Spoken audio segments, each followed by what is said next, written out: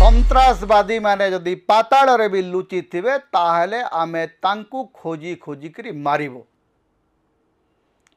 Madhubani सभारे 24 April तारीख दिन वज्र निर्घोष कंठरे भारतर प्रधानमंत्री यशस्वी प्रधानमंत्री नरेंद्र दामोदर दास मोदी कहले जे पहलगांव घटना रे जो सन्त्रासवादी माने आमर 26 जन निरीह लोकंकर रक्तपात घटैचंती सेमानंकु आमे पाताळरु खोजी करी बाहर करिवो एवं तांको गोली करी करी मारिबो।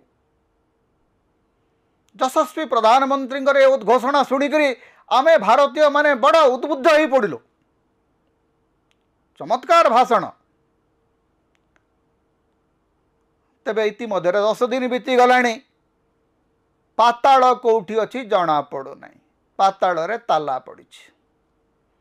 आमर जन बंधु अच्छा कहले आज्ञा पाताल तो ताला पड़ी। पाताल ताला खोलिले सीना जाकि पाताल को जीवा मारे।